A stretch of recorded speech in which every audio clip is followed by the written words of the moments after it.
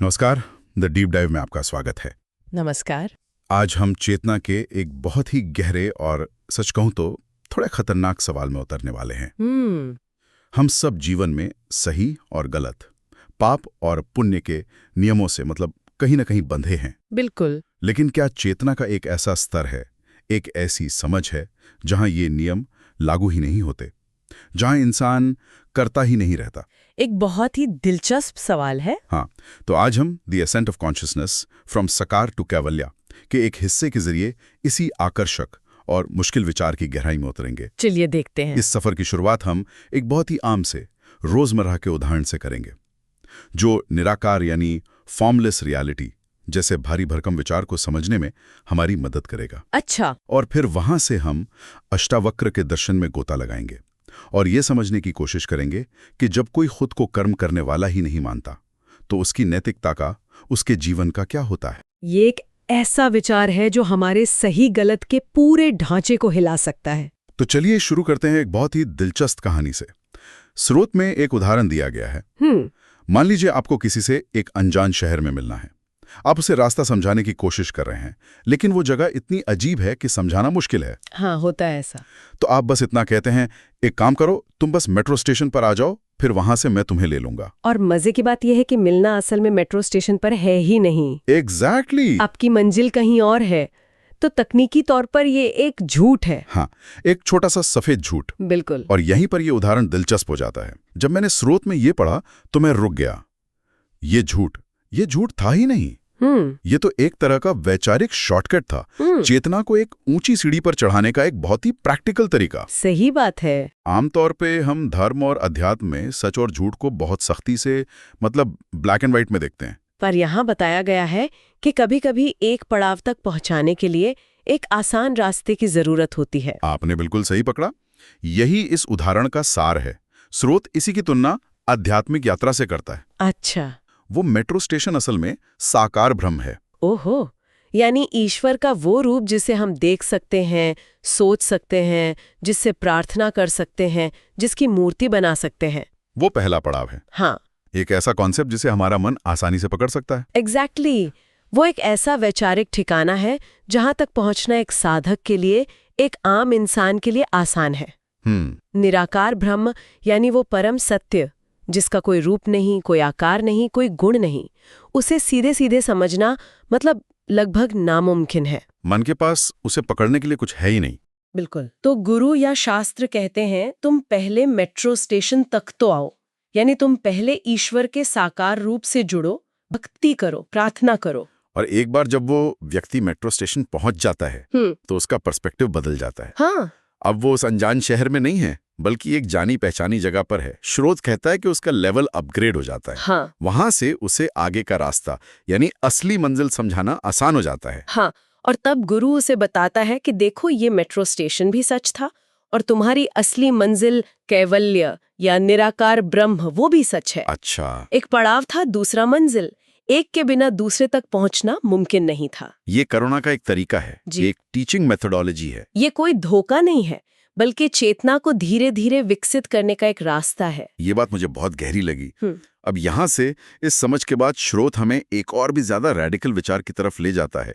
अष्टावक्र का दर्शन ये कर्म के सिद्धांत को पूरी तरह से पलट देता है और इसकी शुरुआत एक बहुत ही सरल लेकिन चौंकाने वाले दावे से होती है, तुम करता नहीं हो।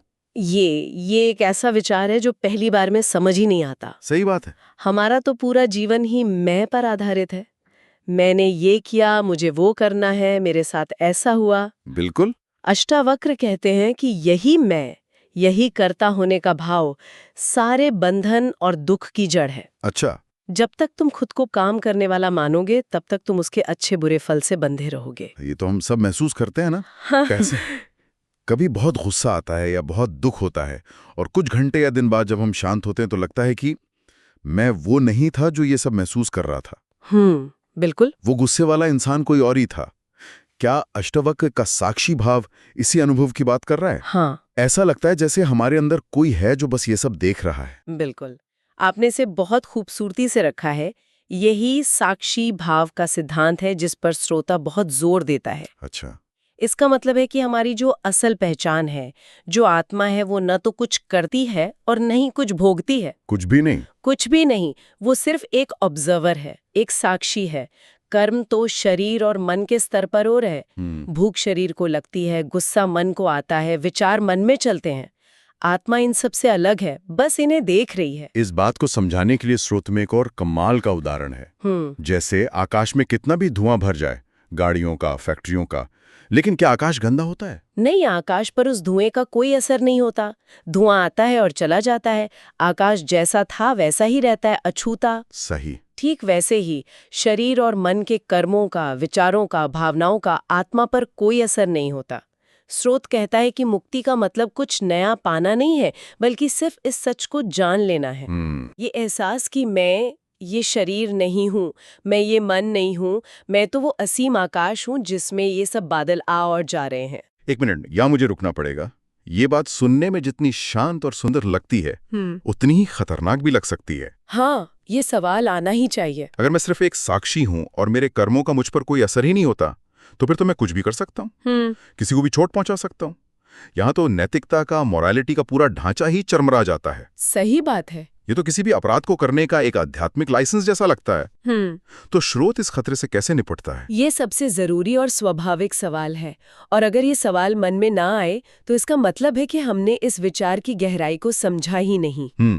स्रोत इस पर बहुत साफ है। अष्टावक्र कहते हैं कि सबसे बड़ा बंधन और सबसे बुरा कर्म अहंकार है, यानी कि मैं करता हूं का भाव। तो इसका मतलब ये हुआ कि अगर कोई व्यक्ति साक्षी भाव का बहाना बनाकर कुछ गलत करता है, तो वो असल में साक्षी भाव में है ही नहीं। बिल्कुल। वो तो अपने अहंकार को ही सही ठहरा रहा है। बिल्कुल। लेखक इस बात पर जोर देते हैं कि अगर कोई आत्मा कुछ नहीं करती, कि दलील देकर जानबूझकर गलत काम करता है, तो वो अभी भी पूरी तरह से देह अभिमान यानी बॉडी कॉन्शियसनेस में जी रहा है। अच्छा। उसने सिद्धांत को समझा नहीं है, सिर्फ अपनी सुविधा के लिए रट लिया है। वो बौद्धिक बेईमानी कर रहा है। तो फिर सच्चा ज्ञानी कौन है? उसका आचरण कैसा होगा? स्रोत कहता है कि जो व्यक्ति सच में आत्मज्ञान में स्थित हो गया है, जिसके स्व का भाव यानी मैं का भाव सच में विलीन हो गया है, उसके अंदर से किसी को चोट पहुंचाने की इच्छा ही पैदा नहीं हो सकती। इच्छा ही पैदा नहीं हो सकती? हाँ, हिंसा, नफरत, लालच, ये सारी भावनाएं अहंकार से ही जन्म लेती हैं। जब मैं और मेरा का भाव ही कमजोर पड़ जाए, तो किसके लिए लालच करना, किससे नफरत करना? उसका आचरण स्वाभाविक रूप से नैतिक हो जाता है, किसी डर से नहीं बल्कि एक गहरी समझ से। ये बहुत बड़ा फर्क है। यानी एक नैतिकता है जो डर पर आधारित है, नर्क का डर या समाज का डर। हाँ। और दूसरी नैतिकता है जो बोध से, गहरी समझ से पैदा होती है। बिल्कुल।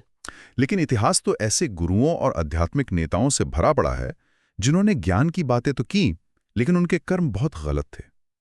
अष्टावक्र का दर्शन इस विरोधाभास को कैसे समझाए? ये एक बहुत ही प्रैक्टिकल सवाल है।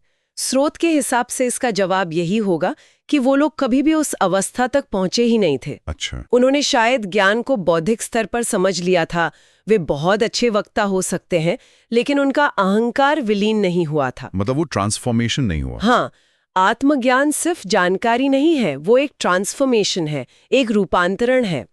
अगर आपके कर्म आपके ज्ञान से मेल नहीं खाते, तो आपका ज्ञान सिर्फ एक बोझ है, एक धोखा है जो आप खुद को और दूसरों को दे रहे हैं।